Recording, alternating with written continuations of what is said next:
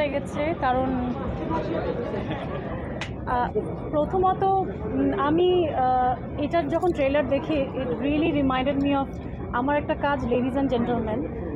আমার কাছে মনে হয়েছে যে ওই পুরো স্পিরিটটা আমি এই সাবা ছবিতে আরেকবার অন্যভাবে উপলব্ধি করতে পেরেছিলাম। এবং সবচেয়ে মজার ব্যাপার হচ্ছে it's not a very black and white story. এখানে মেজাবিন আপুর ক্যারেক্টার বা যারই বলি সবার আসলে কেউ এখানে ভালো বা খারাপ মানুষ আপনি কাউকে বলতে পারবেন না।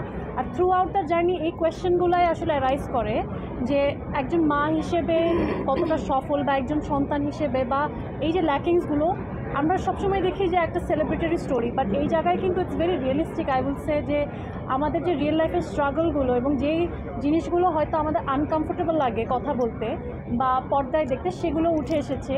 এবং একজন প্রোটাগনিস্ট মানে যে ও একদম সুপার হিউম্যান, ওর মধ্যে কোনো ফ্লজ নাই, that's not true. So I think it's a very relatable journey. এবং মেজাবিন আপু, মনোয়ার ভাই, প্রাচী আন্টি সবাই এত ভালো করেছে। It did not feel like a film. আমার কাছে মনে হচ্ছে we were seeing like real life characters. It was wonderful. আর মাসুদ ভাই ফার্স্ট ফিল্ম হিসেবে আমি বলবো যে he did an amazing job এবং সামনে আমরা আশা করছি যে থেকে আরও বেটার কাজ করতে।